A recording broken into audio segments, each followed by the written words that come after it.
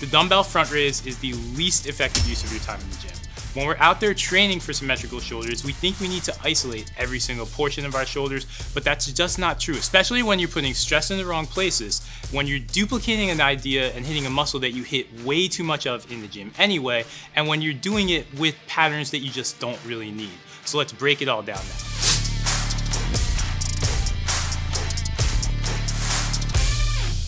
Unfortunately, you think you're isolating a muscle when really you're isolating a vulnerability. And the key thing that we see is all the different joints that are within that chain. So as you're doing a front raise, it doesn't just involve the front side of the shoulder. You're going to involve your elbow, your wrist, and your hand. And especially with that extended arm, when you have a wrong weight or you're going through that motion in a repetitive way, you're gonna put a lot of undue stress on that elbow joint, which isn't prepared to work within that outward and inward type of way. It's specifically a hinge joint, it's just meant to bend. So you're putting your joint of the elbow specifically in a spot that it wasn't meant to be in. You're right, it's just a lot of stress on the elbow that isn't necessary. So that's kind of our first reason why we want to get you away from the front raise. The second reason is just in general overuse. When you think about the entire body of training that you're doing in the gym, your front shoulders are involved when you're doing your bench presses, when you're doing your incline presses. They're an underrated stabilizer when you're doing biceps curls. They're involved in so many other motions. They're getting regular work in your routine without the isolation pattern of a front raise. Even if you're thinking about building perfectly symmetrical shoulders, you're better off focusing on lateral raises and rear delt raises. Think bang for your buck when you're training, and the front raise just isn't great bang for your buck. Exactly. The front side takes an immense amount of pressure with the rest of your programming, and it's just one extra thing to throw on that you may not need to, which brings it to the other area that we don't really address, which is it's not a pattern that we generally use on a regular basis.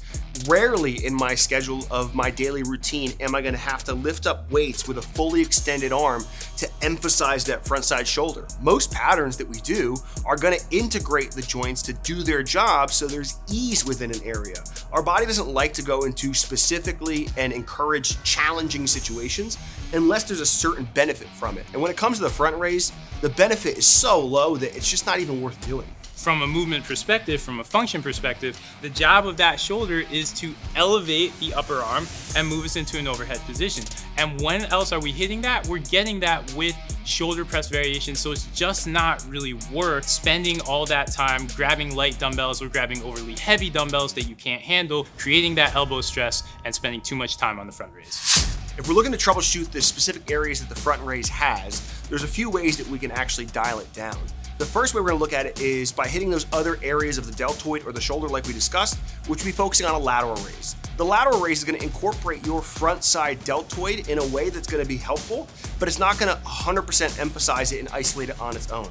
Imagine it being a partner drill where multiple muscles are being involved and they can actually complete the task instead of just isolating the one to do that job. And it's gonna build the shoulders that you're ideally looking to build by doing a lateral raise instead of the front raise. It's all about balance, and lateral raises, rear delt raises, anything but the front raise, those are the parts of the shoulder that you need to visually bring out. So focus away from the front raise and focusing on the lateral raises is, I think, a great way to go about doing it.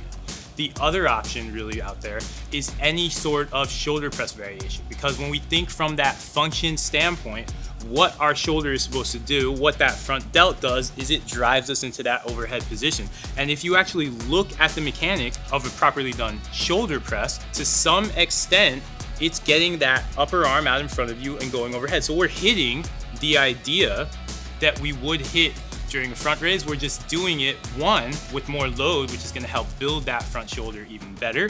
And two, we're doing it in a pattern that's a little bit more natural and something we should be working to get better at anyway.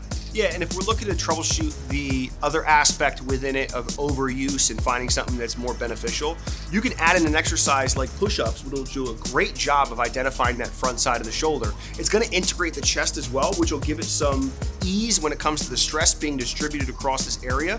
What's important to understand is for most people, they see the shoulder as this specific spot, when really the shoulder spans all the way to the midline of your body. So allowing the pec to assist you in that pattern will actually make it a lot easier on the shoulder joint itself and more effective on the shoulder muscle itself. which is why it's a great complement to your routine. Exactly. And when you think about symmetry, when you're chasing shoulder symmetry, shoulders don't really happen unless chest is there. So it's going to build an overall better body for you. So come off of the front raise. It's not worth it. Get those other moves in that we gave you.